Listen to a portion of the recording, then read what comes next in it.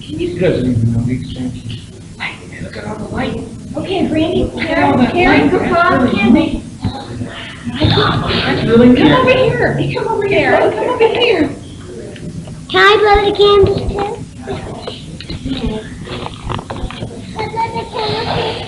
Oh, very good. Very good. Who's going to sing happy birthday? Hey, you want to eat a candle? All right. 1, 2, 3. Happy birthday to you. Happy birthday to you.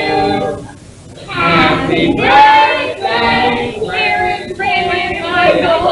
Everybody, happy birthday to you. Now, when you expect Karen her You really mean it? have any more? Uh-oh. Yeah, she didn't believe that you get for each year you are. Yeah. How old are you, Mary? 5. My sister's 6.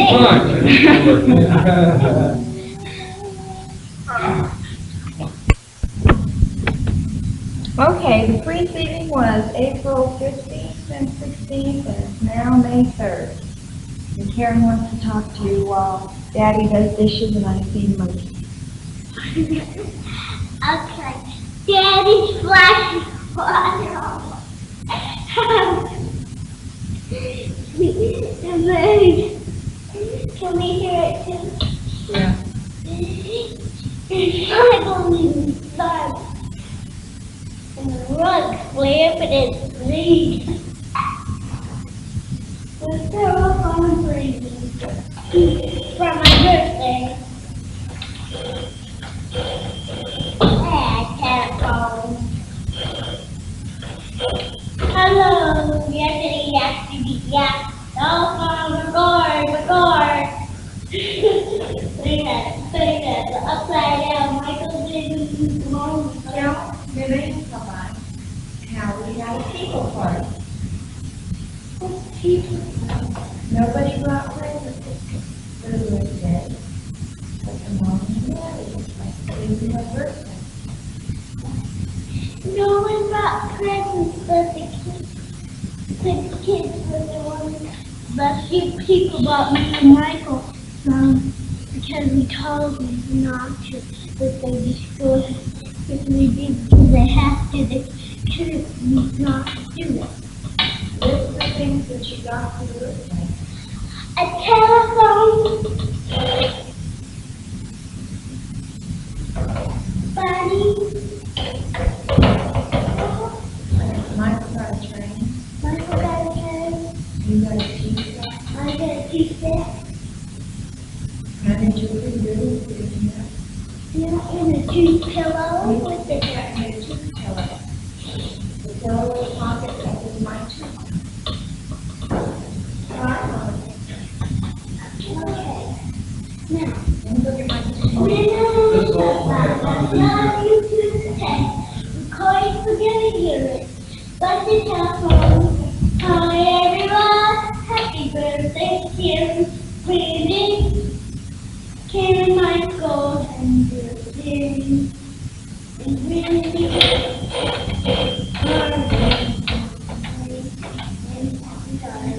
And Father. Yeah.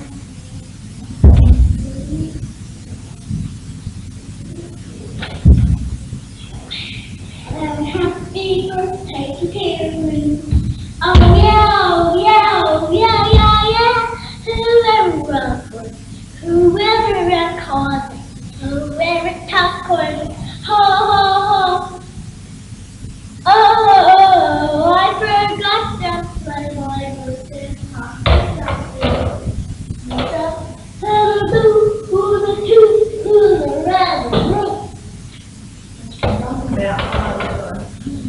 Okay, let's hear it. Well, first tell the name, how I can remember the granddaddy, that's Alex and Alex. And the other place is just one. We went to the Alacapoo Palace, and it's okay, can they hear you? That is good. We hear them, we talk and read. And we saw the Alacapoo Palace, We went to the bazaar with mom and dad. and we saw a church's house, and his name was King Ray. His house and his friend King what? King Ray. King Ray? And What about the Butter Temple?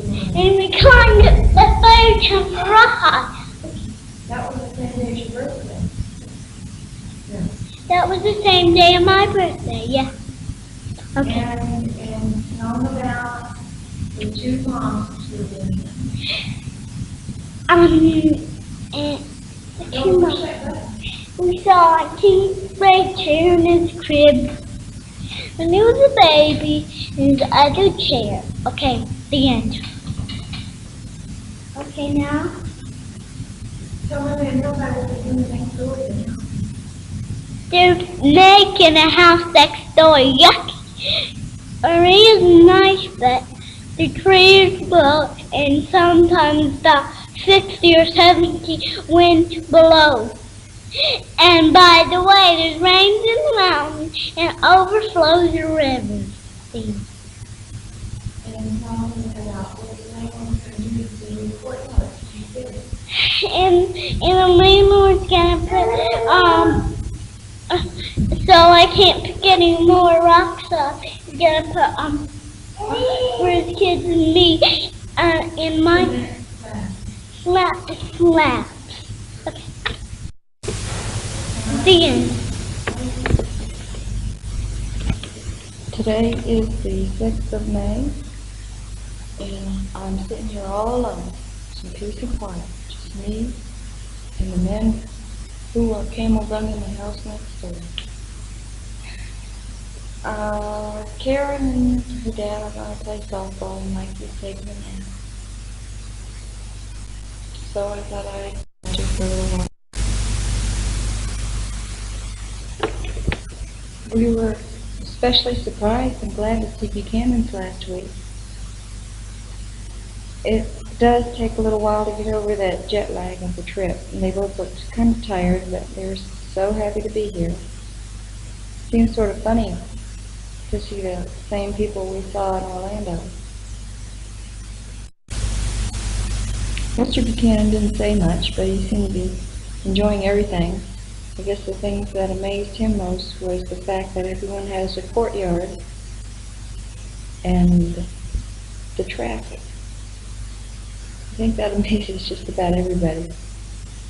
Mrs. Buchanan was saying that her husband sat in the front seat in Tehran and almost didn't live through it. Not because they almost got in an accident, but because he couldn't believe the way people were trying to kill them. Sort of like Mom in the front seat of a Volkswagen, I suppose.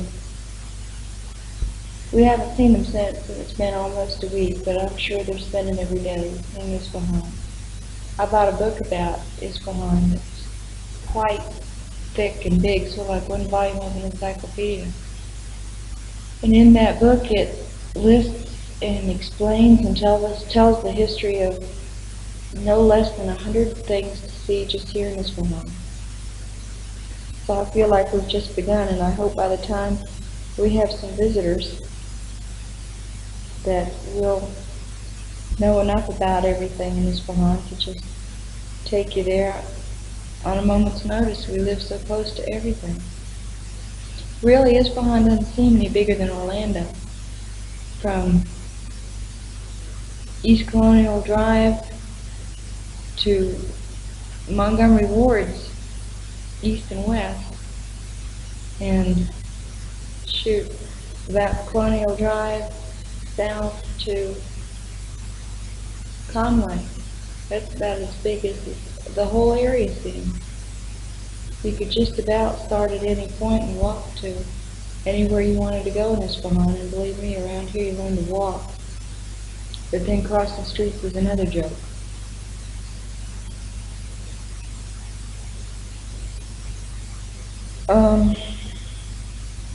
We spend a lot of time just riding around in the car. Karen enjoys that, but she wants to stop and see everything along the way. Every mosque dome that we see, she wants to go into. Of course, some of them may belong to a burial ground, or maybe a sanctuary in session, so we can't. It's funny, you can't just walk into places and see them like you can at home. You have to be sure that you're not going to offend anyone. We went to Shah Reza, I wrote you about it, I believe, our first Friday here. And we took a picture of one of the mosques there. And as we approached the mosque, the ladies in their chadors and the men started really staring at us and sort of talking about us, not giggling like they do when they see Americans in Esfahan, but they were quite serious. So it was then I recalled reading somewhere in a library book in Orlando that you can't just walk into a Muslim mosque in any city except Esfahan and another town, which I forget, but they're very sacred. In fact, behind this particular mosque in Shah Reza, there was a cemetery, and we innocently took the little back road behind the mosque, and we were going to turn around. Well, we turned around right in the middle of the cemetery, and Terry thought it was so interesting, a picture, that he wanted to get out and take a snapshot.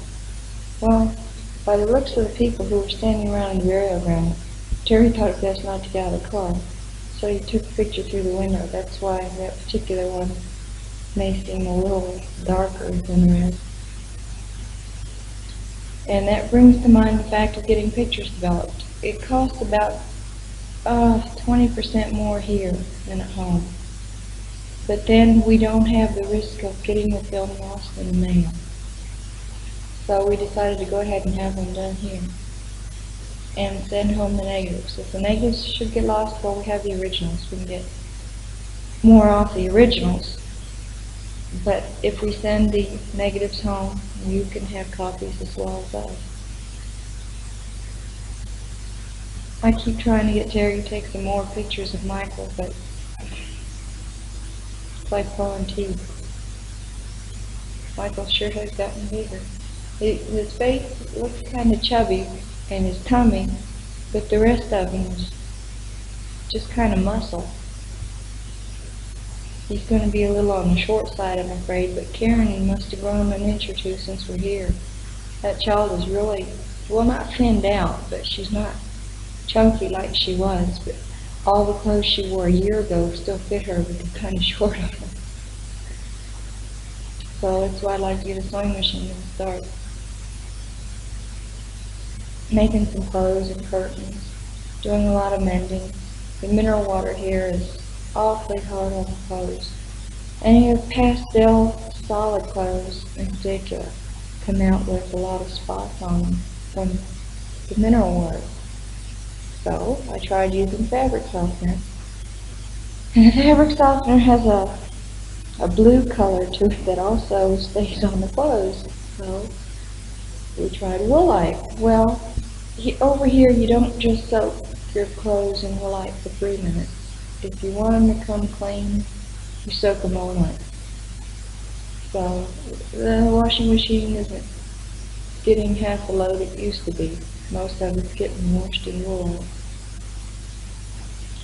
About TV, we get 2 or 3 American shows each day, usually in the evening. Well, 4 to 7, 7 o'clock news, and then maybe 1 or 2 more shows after that.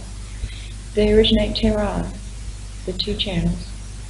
There's a 3rd channel that Tehran gets. It's an armed forces station where they get soap operas and just about all the popular shows that are back in the States, but we don't get that. But then what you don't have, you don't miss, I suppose. Our big thrill this week was finding out that Emergency was on last night. The real Emergency. Karen was so excited she almost giggled her way through the entire show. We're kind of hoping it'll be a weekly on Wednesday night. But then, this is Iran, you can't count on it. And it's funny, but living here doesn't really seem like it's much different than, shoot, living in Altona or any other little town that doesn't have all the modern things that Orlando would. Of course, if you live in Altona, you can go to Plattsburgh or go to Neisner's and find what you want. We take a day and hunt around in the bazaars. And then we finally found little square batteries that go in the calculator at the bazaar. But the salesman didn't want to talk to Americans. That's the 2nd time we've encountered that, and I understand it's kind of on the rare side. Only a small percentage of Persians really dislike Americans. I suppose it's sort of an Archie Bunker type prejudice. I don't really know. Anyhow, we wanted to buy these batteries, and Terry kept clearing his throat and, "Excuse me, sir," but the guy would not give Terry any more than a passing glance. It was obvious he didn't want to sell anything. The only other time we encountered that was when we first got here. We went around pricing Persian carpet. In this one shop we ran into, the man spoke a little bit of English, and Terry asked him how much a certain carpet was, and he says it's not for sale. So I looked at another one, and Terry asked him how much it was, and he says it's not for sale. Well, we kept asking him this, and he kept giving us the same reply, that just wasn't for sale. So Terry asked him, "Are any of them for sale?" He said, "No, none of these are for sale." Yet it said Persian carpets on the outside, and all the Persian carpets had prices on them. So Terry and I sort of dumbfoundedly stumbled out the door, and we got to talking to one of Terry's friends who's been here for a while, and he said there are just some people who do not want to sell to Americans. It seems that a year ago, a lot of the instructor pilots that got upset with VHI and left a lot of bad checks before they left. So a lot of the people, especially car dealers and carpet dealers, are rather bitter towards Americans. And I can see why if 300 or more people decided to buy carpets and then leave town after giving them bad checks, or buying cars and selling them without paying the finance payments on it. Well, I guess you can't blame them, but it sort of makes it hard for us sometimes. Note about meat. Terry gets most all our meat at the Armenian meat market, and it's very good meat. It's grass-fed rather than grain, so it tastes a lot like baby beef. It's pretty good. The pork is outstanding. We get that at a little delicatessen type shop called the Caribbean. The bacon is like Canadian bacon. They slice it for you. The liver at the Armenian place, you go in and he shows you a bunch of livers, and they're just sitting there about the size of a cow's head. And you just pick out the liver you want, and then you come home. And Terry and I sort of fight with the thing to cut it in two so we can freeze half. But you really have to be a strong liver lover to go through what I go through every week to cook liver. Liver is not that easily cleaned, bled, chopped, and sliced. And chicken. I didn't know chickens came whole until we came to this farm. I suppose a lot of the farmers at home live the way we do. It's not hard, it's just different. It's not hard at all. I guess a lot of the help the landlord gives us means a lot. Some people get disgusted and go home, but we've learned to appreciate all that the city has to offer us.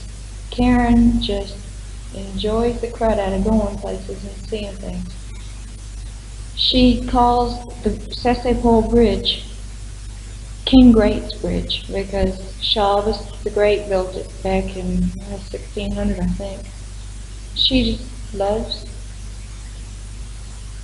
to see all these historical places and learn about them, which kind of makes me feel good. If we go to Cairo, she may soak up more than we give her credit for. I'd like to go to Athens and Paris, and Terry wants to go to Cairo and Kenya.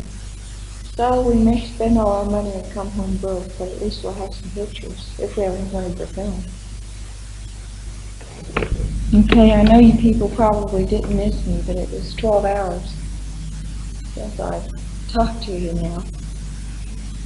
It's now 10 p.m. May.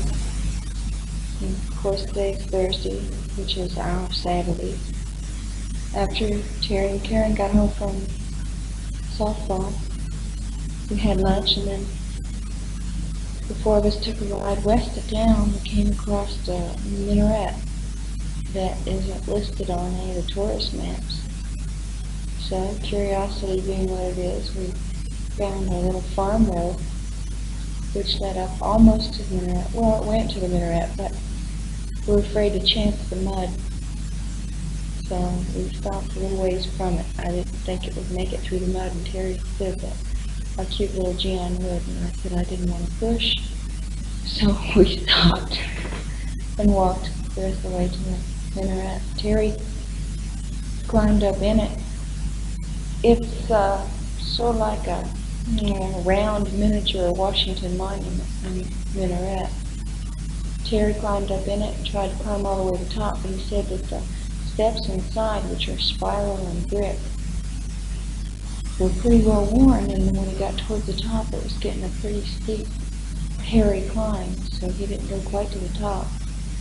He looked out of one of the holes near the top and didn't realize that he was that close to the top, or he said he would have climbed the rest of the way if he'd have known he was that close.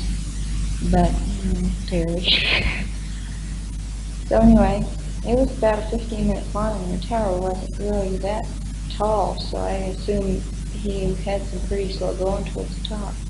Anyhow, out near this minaret, which is right in the middle of a bunch of farmland, there's a bunch of pigeon towers, tall mud structures that were built many years ago to collect the pigeon droppings to use as fertilizer. It must be pretty good because you go from desert to complete green oasis of farmland up here. It's just unbelievable what a little bit of water in this soil can do. All of a sudden there's flowers and trees and shrubbery everywhere. Just a little bit of irrigation. Anyhow, right near this minaret was a mosque, which the minarets go with the mosques, but I assume that the original mosque is worn away long ago because this mosque was relatively new. But of course we didn't go in it or near it. But in the very vicinity of it, there's the ruins, mud remains of a village. So we drove through it. But we didn't get out of the car, although I kind of wanted to walk through some of the rooms, most of which didn't have roofs anymore. Just walls and niches and little caveways, sort of. And we were also wanting to get out and look through it, but Terry called our attention to a couple snakes, which it hadn't even occurred to me to make snakes, but I suppose they're all over. Anyway, Carrie and I decided that we didn't want to get out and look through the thing after all. Typical. One thing I've been wanting to tell you about, and I've mentioned it, I haven't told you how much we enjoy it, is our balcony. It's about 11 meters long and 1.5 to 2 meters deep, I guess. It's the whole length of the apartment. All 3 bedrooms and the hallway open up onto the balcony. So there's nothing but doors, it seems, on the balcony. And all the doors are big double-wide French doors. So when the kids wake up in the morning, I can open those doors, and it's just like having one wall just moved away. It's really neat to lay in bed and listen to the birds and look down into the courtyard. I think that it just about makes the whole apartment. We enjoy that balcony so much. We screened it in. We had some wrought iron screens made, panels like 1 meter high, so that Michael would be a little safer. The wrought iron rails that were there weren't really that safe because Michael could easily fall through. Some of them were, some of the rungs were as far apart as a foot. So we didn't let them out there at all until we got those up. Anyhow, the only furniture we have out there is a Farsi-made barbecue grill. Apparently some American came here at one time or another and showed the Persian how he wanted a barbecue built, and every American that comes to town after goes to the same wrought iron there and has the same type of grill made. I sort of wanted some furniture out there since it would be nice. I like to have a breakfast set out there and eat on a terrace, but for the 2 climbers I've got, I'm afraid we'd have a kid up over the railing in no time, so we decided on nothing out there. So now we just have a blanket out there, and one of us is always out there laying down taking a nap, whether it's Terry or Karen or myself. Michael can lay in his crib and have his whole wall, his French doors opened up, just take an open air nap every day, and the weather's been just beautiful. Kind of warm in the daytime, a little on the hot side, but it's really dry, so you don't have that stuffy feeling when you breathe. And it's cool in the shade.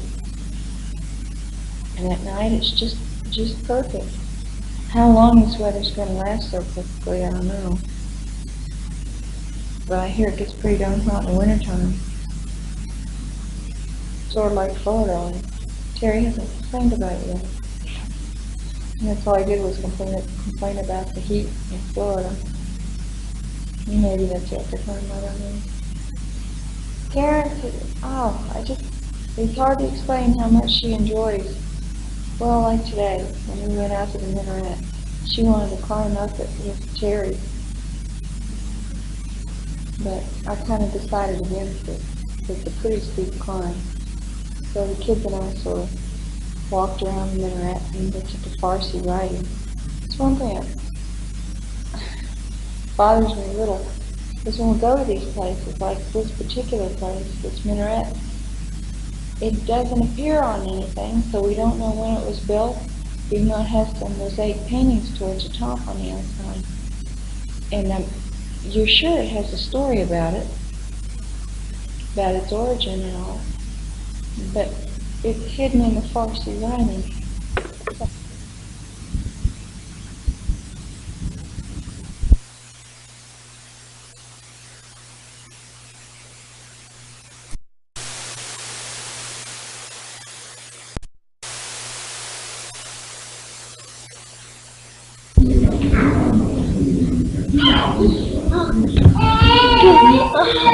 Would you take her?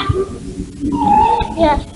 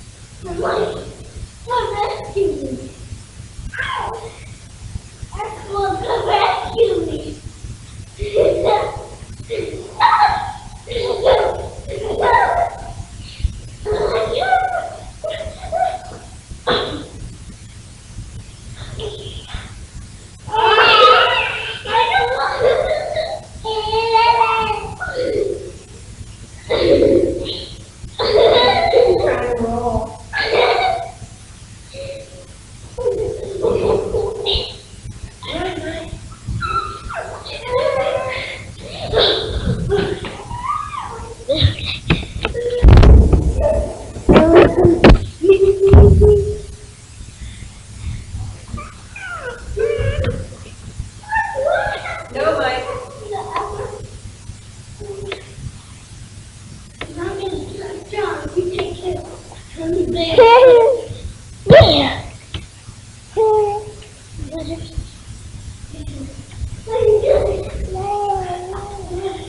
No.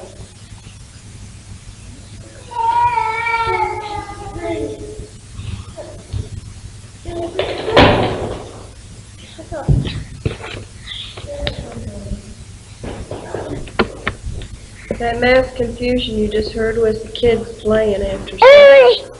It's now it's May 10th, and if the kids want to talk to you for a little while, I'll leave it on, but I don't think you'll get much education from it. Maybe you could join us.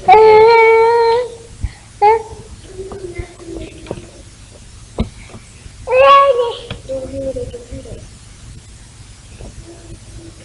So your daddy gets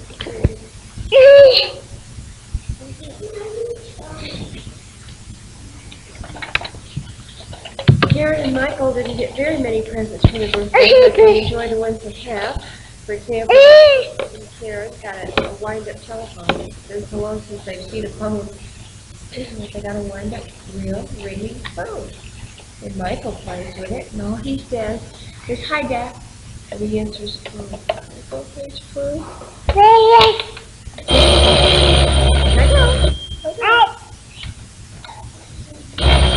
Okay, Michael, that's enough, Mike.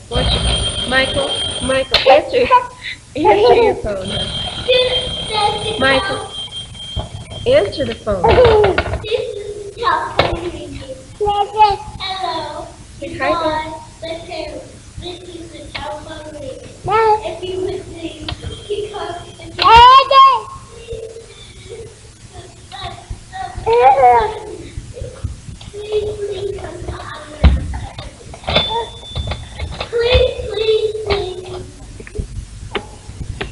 It is now May 14th, Friday, in the middle of the afternoon.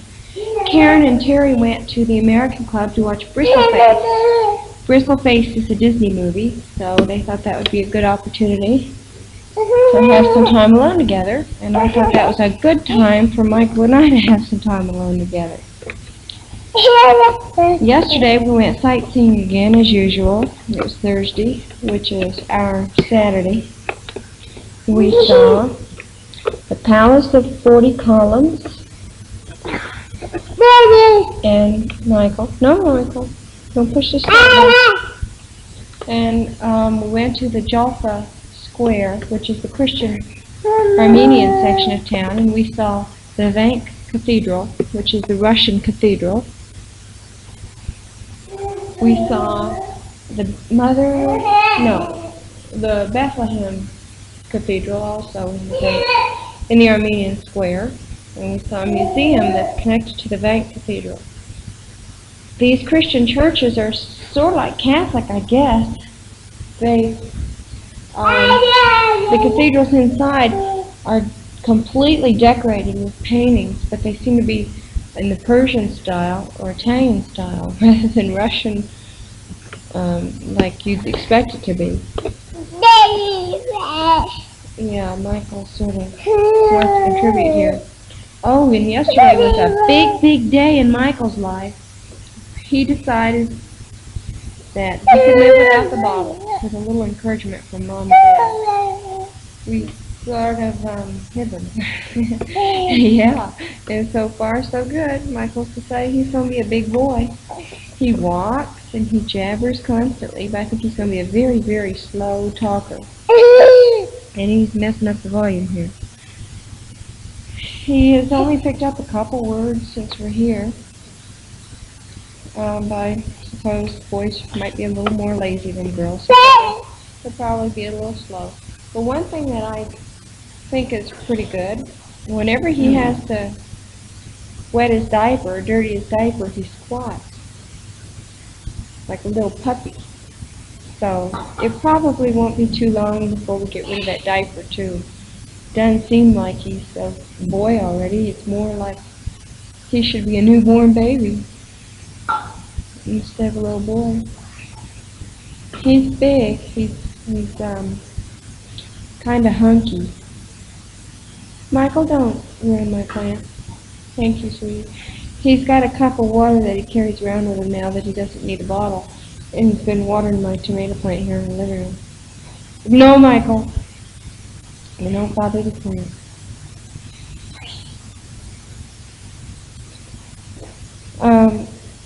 Of all the toys we brought for Karen and Michael, his favorite toys are still those Tupperware coasters, wooden spoons,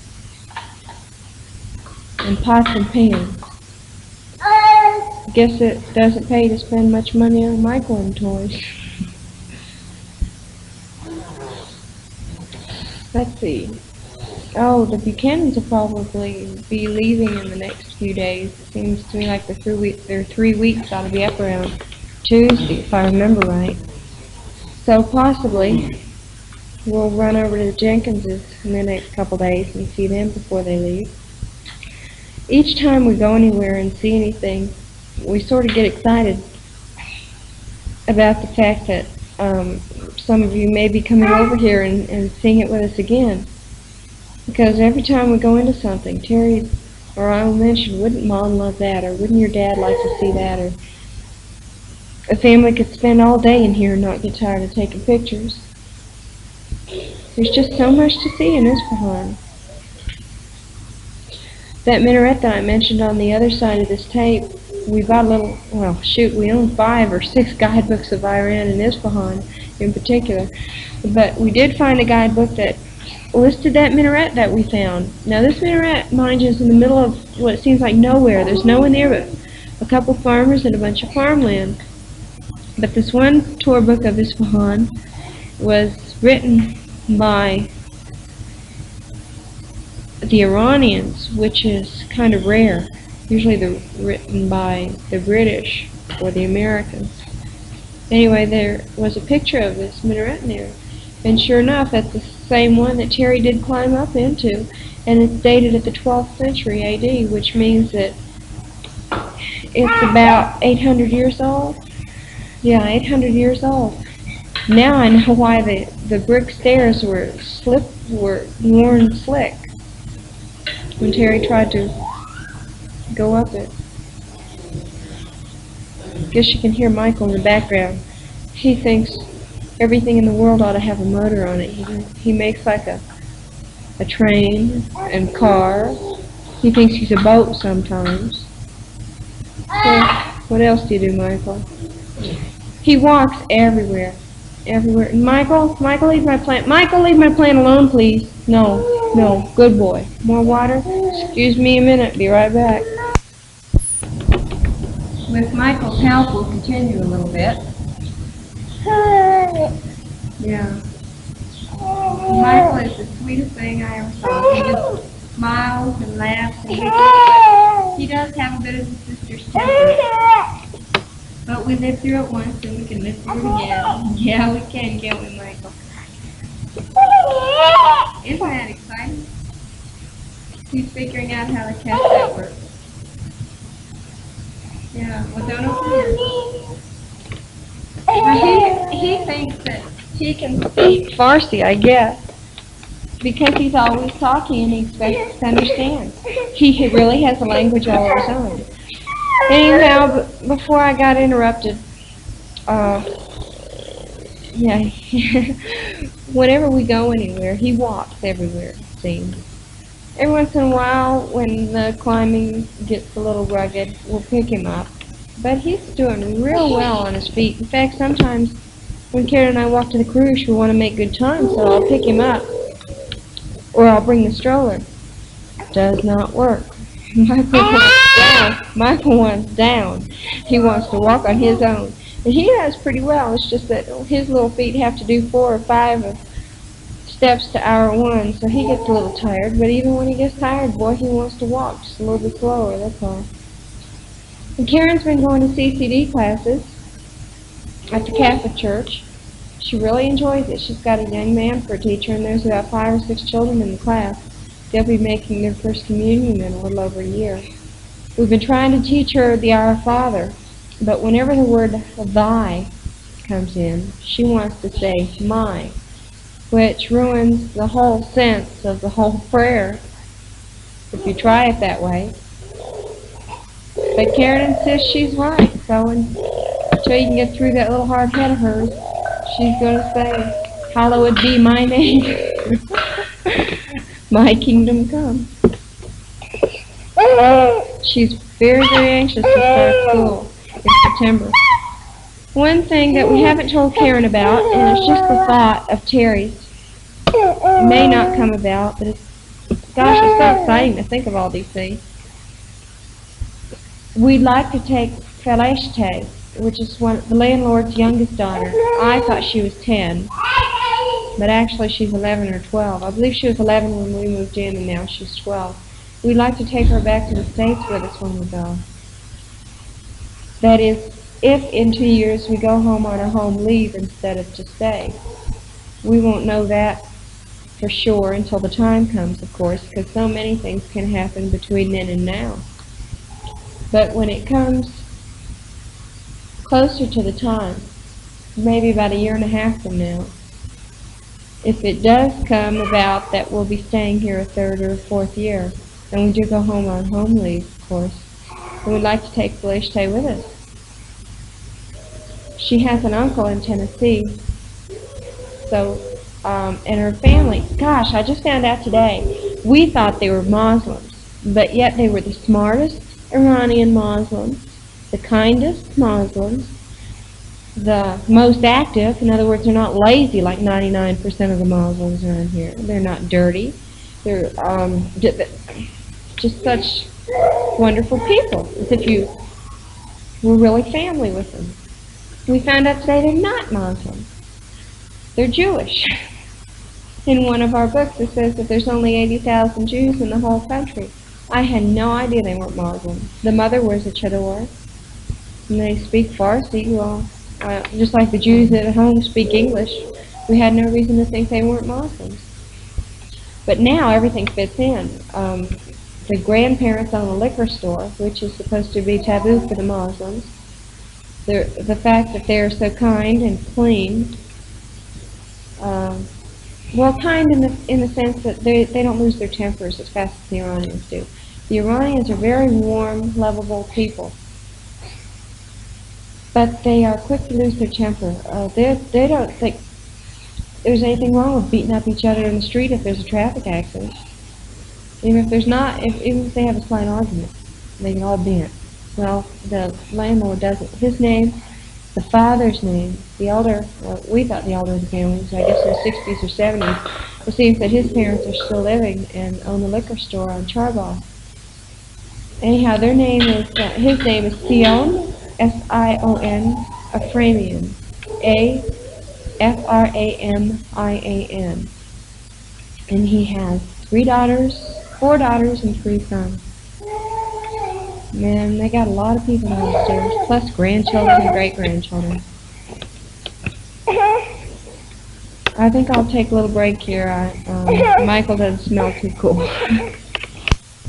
If you think you're going to hear Terry at all on this tape, don't count on it too much, because I've asked him several times if he thought he'd like to talk on the tape, and he said, no way.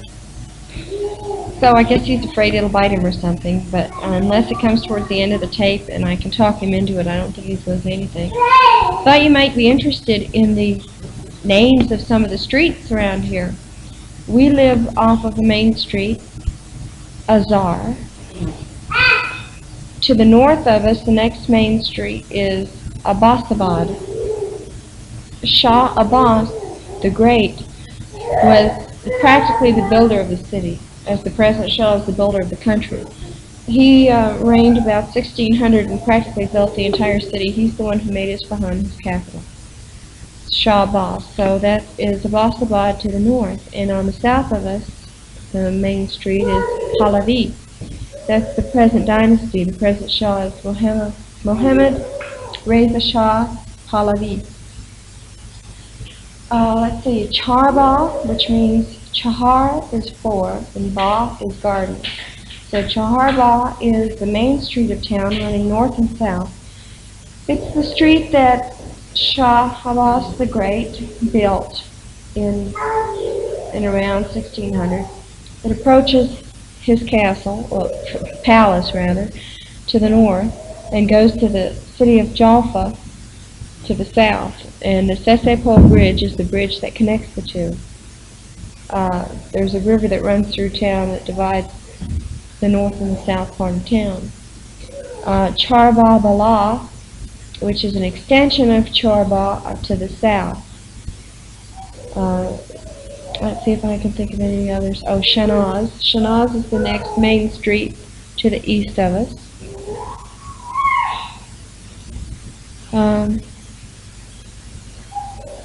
Sheikh Bahai is the main street, two main streets north of us. It's the street where the hospitals are and most of the doctors. 2 city blocks here is close to a half a mile or a kilometer. So that street is about a half a mile from us. But Karen and Terry drive to church, and I walk to church. And, well, let's see how I can explain this. Terry and Karen go to church for 9 o'clock for her CCD, and then they go to 10 o'clock Mass after her CCD. I walk with Michael to church at 11 o'clock, hand him Michael, and go on inside while he takes the kids home, and then he picks me up at about 12. And that's every Friday. So, you know, it's not that far to walk. If I can do it, anybody can do it. In other words, if there's an emergency, or if the clinic's not open, if something happens on a weekend, we're that close to doctors, or you could drive where I could pick up a cab for 5 reals here at the corner, and in 2 or 3 minutes be there. That's another thing I don't know if I mentioned to you or not, the taxi cab service. There's blue and white cabs everywhere. There's more cabs, it seems, than there are people. But every time you see a cab, it's got anywhere from 5 to 10 people crammed in it, and they're just paycons, little paycon cars, sort of like a Fiat. Anyhow, you get in and, you stand along the street and you scream as loud as you can as the taxis approach you, and you tell them what street you're going to, and if he wants to stop, if he's going in that direction, he'll pick you out. No matter how many people are in there, you can sit on someone's lap. For 5 real, they'll take you where you want to go, but they kind of like Americans, because Americans will usually give them more than 5 real. So it's not really too hard to go places that you want to go, as long as you know how to work the cabs. By that I mean you know how to say your street name in Farsi. The whole trick to working the cab system is knowing your street name in Farsi. Or at least if you don't know that, and if you hold a 20 or 50 real in your hand and he thinks he's going to get all of it, which he probably will, you can show him where you want to go, and shoot, he'll take it a hell and back if you've been 50 real. These guys really do struggle for their living. Gee, there's so much I wanted to tell you today, but I can't. It's hard to just sit here and ramble your mind on and on.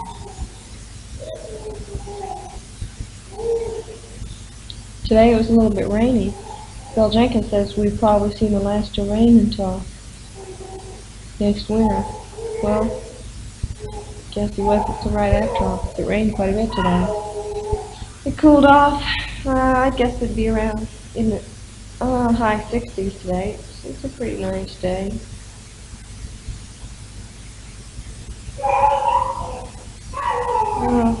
I guess I'll quit for a little while until I can think of some more. I gotta finish up the statement. Here's some modern Farsi music off the television. Thought you might be interested.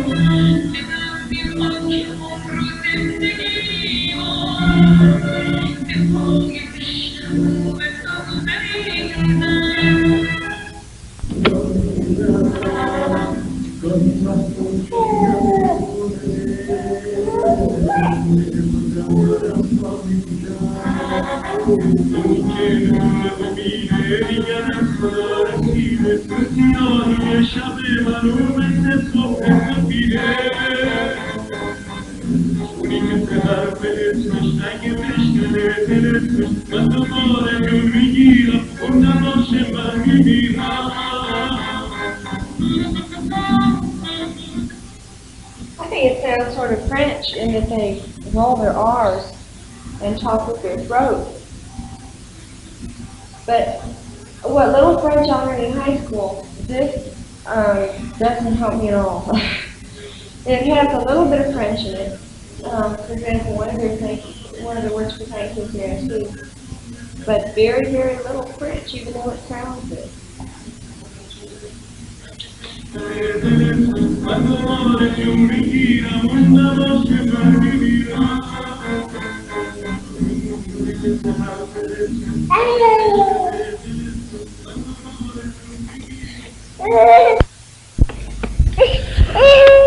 That's Michael. He's trying to get on my lap with the radio. Let's see. If I put Michael here, the radio here. Michael, don't play with the volume, honey. Mom, there's something I've been wanting to ask you and I keep forgetting. Terry wants you to send us, if you can find it, Bob and Carla Whitaker's address. I know it came up missing over the holidays, but hopefully by now you found it. If not, don't worry about it. It's just that Terry's getting these weird ideas about traveling.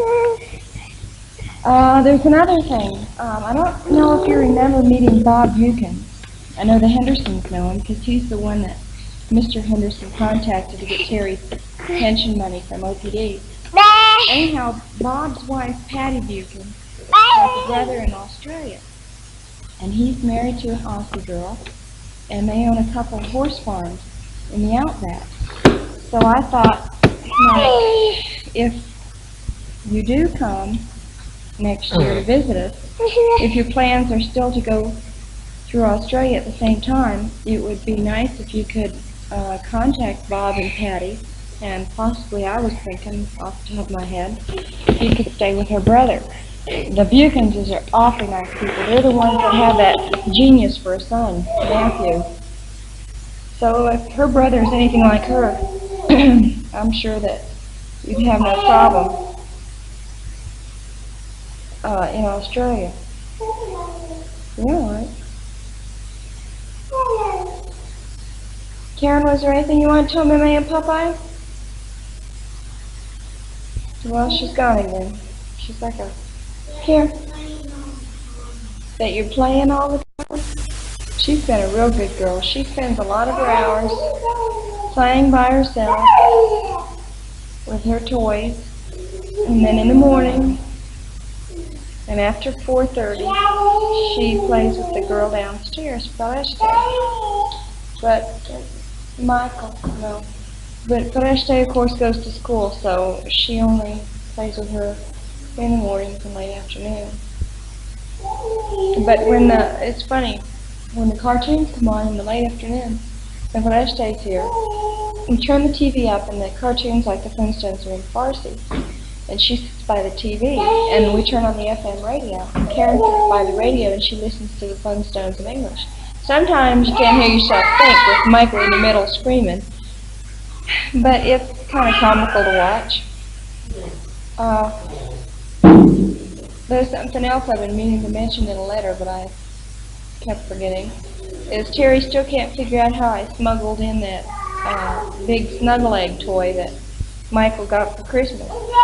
Well, it fit in one of those big foot lockers, but poor Terry, he still can't figure out how I got it in there. He still says the wheels are too wide, but he's too lazy to try getting it back in.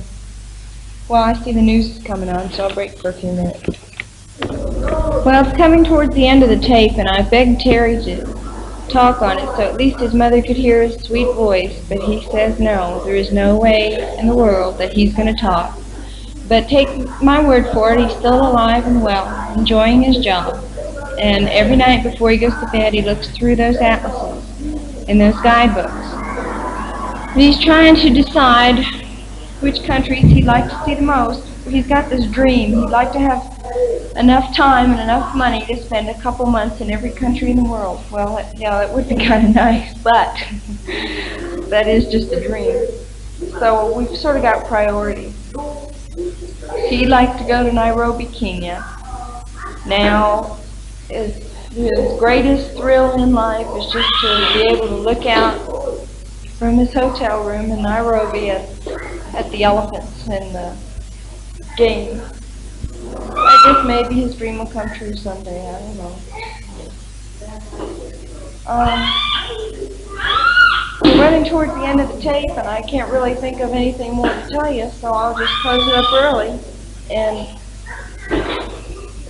I do hope that as many people as possible can come. I know it costs an awful lot of money, but anyone who can make it, gosh, we'd love to see you. And we love you all and miss you.